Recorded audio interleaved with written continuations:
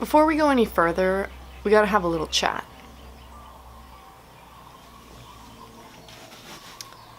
It's fun, it's fast, it's minimally factual, it's Friday. So I'm here today to pose a question to you. Does it matter? Does it really matter if you cut out toxic chemicals out of your beauty products? I bet you think that I'm gonna give you this big old fat yes. It's just more complicated than that. You see, we're onslaughted by toxic chemicals all the time, all around us. So it's just not that easy to say that cutting out this amount of facial serum from this part of our face is going to change our lives, is going to change our health, is going to prolong our life and give us a better quality of life.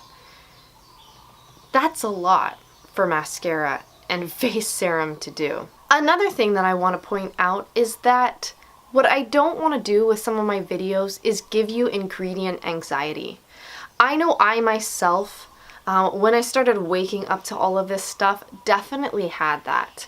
And it's not a fun place to be, and I feel like it's completely unnecessary to go through this panic thinking about everything in your household that's killing you. Because the truth is, to just isolate it to your dish soap or your clothes soap or your facial products, it's just not enough. So there's no point, I think, in freaking out. The only thing that we can do is, as we gain knowledge, make better choices. What I kind of wanted to do was just talk about that as a whole today, because there's a couple things I want to address. So first, we have to look at the beginnings of beauty products and say that, let's look at a beauty company. They make a really nice facial serum. People start to like it. People start to want to buy it. People start telling their friends about it. So they start making more. Well, they are based in a small town in New York, and people in Hawaii want to buy their facial serum. So what do they got to do? They have to add some stabilizers, they have to add some preservatives, they have to add some antibacterial agents to be able to make their product, box it up, ship it to a store, who then might ship it to a gal in Hawaii who wants to buy it and wear it on her face and hope that it lasts 6 months to a year. So you see, in some ways, we the consumers have created this beauty product mess that we're in by demanding these things. So I think sometimes we villainize that industry or the government. I know I do personally, and you know, all of this is coming from things that I think and feel, and that's why I'm sharing it, because I'd love to hear your thoughts and feelings on it. But I think we as a consumer have somewhat created the industry and mess that we're in right now.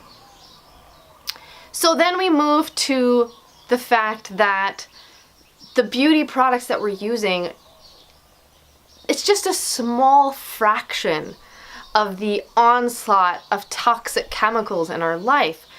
Our food, our water, our clothing, our environment, all of that is contributing to our toxic burden. So really, is changing up your mascara really gonna matter? I don't think there's a yes or no answer. We're all just doing the best, moving forward, making the choices that we can as we move forward. So why I bring this up is because obviously I do think this stuff matters. And so what I want to talk about now are the barriers that we have to making better choices and the places that we can start. Number one, some of the barriers are we just don't know better. Because I think if you asked the average person, they would not assume that companies are putting chemicals in products that are carcinogens, that are not good for you. And yet they are. They're slipping past the radar. So it's like, as we gain knowledge, it's our duty to help share and spread awareness. Number two, and this is huge, but cost. Natural products can cost more. There are a lot of really great budget buys these days. However, we all know there's a learning curve to natural products. Take deodorant, for example. You might go through 5 before you find one that works for you. Well, for the average person who's living paycheck to paycheck, spending $5 on a deodorant they know that's going to work, or $10 on a deodorant that might leave them stinking by the end of the day, that's kind of a no-brainer. So cost is definitely a barrier to a more green lifestyle. And it builds on what we've been talking about this whole video, because the more we become aware, the more we vote with our dollars, the more the industry is starting to sit up and pay attention. Target just said, I think a couple months ago, that they have a total desire to clean up their beauty aisle of certain chemicals. That's huge progress. And you know what it's being motivated by? Dollars. Okay, number 3, results.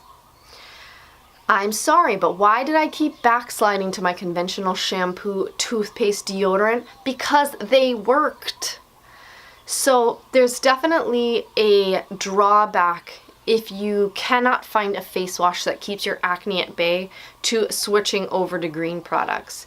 It's just a barrier. We have to deal with it, and hopefully as we vote with our dollars for better natural products, we will see this gap, I think, close. Convenience. You want to hear something that happened to me yesterday? I will fully disclose this to you, in part because I'm ashamed of it, and then partly because it's just a great example. I took my 2 kids, 2.5 and 1-year-old, to Whole Foods. The Whole Foods here on Maui is like this big. It's very stressful to go there. What was one of the 2 things that I needed to go there for? Tampons. After I had spent all my time soothing and containing my children and picking out their beautiful organic foods for them to eat, we got to the car, and what had I forgotten? Tampons. All right, well, I said to myself, we've got to stop at Target. I've never looked through the feminine products at Target. Maybe I've heard they're supposed to have better options there now. Maybe I can find something at Target. We get to Target, we get our diapers, we get to the feminine products, wall to wall of conventional tampons. What would you do if you had 2 small children who have now been out and about running errands, not expelling energy, for about 2.5 hours at this point? Yeah, friends, I had to buy conventional tampons. You know why? Because I needed them, and there was no way I was going to be hauling my kids back to Whole Foods, the only place on the island of Maui that sells natural tampons that's within my radius. Full disclosure. But it goes back to our idea of making better choices. So what am I doing? I'm signing up for a natural tampon mail delivery service. I'm not ever going to be in this situation again. It was very disappointing to me, but I'm glad I could share it with you guys to say that, you know what? Convenience is a huge factor and barrier in making choices to have a better, greener, natural life. Now, where should you start? My first place that I think that you should start is looking at your life in a holistic manner. And that's going to start actually not with your beauty products, but with what you eat and what you drink. Is it possible for you to get a breakdown of the chemicals in your water? We have a ton of chlorine here.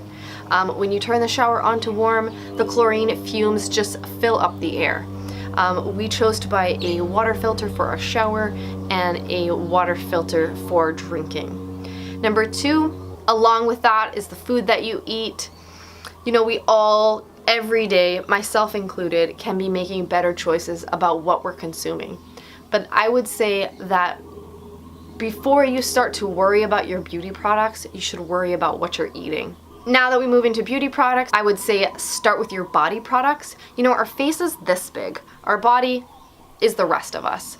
It's 90% of us. So our shower gels, our body lotions, they're packed with stabilizers, antibacterial agents, parabens, fragrances. Those are all things that we're trying to cut out.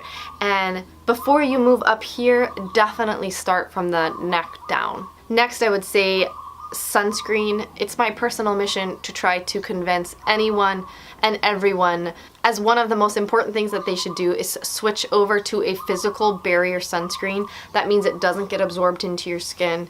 It's pretty well documented that the chemical sunscreens are just no good. It's something I'll probably go into closer that we get to summertime. Number 3, deodorant. Don't even get me started on deodorant. You know, aluminum, the thing that keeps you from sweating, is just really documented to be, again, no good. Another thing I'll probably go into closer to summertime. Makeup-wise, I would probably start with lipstick. They say that we do ingest some or part of our lipstick, so if you were going to try to clean up your routine, I would start with your lipstick. You know, that's it for this video, guys. It's really more of a discussion piece. I'd love to hear your thoughts. I really just wanted to put it out into the universe that you should not be paralyzed by fear thinking about all the things in your beauty products. You should just, moving forward, be making better choices. And I'll see you next week. Bye!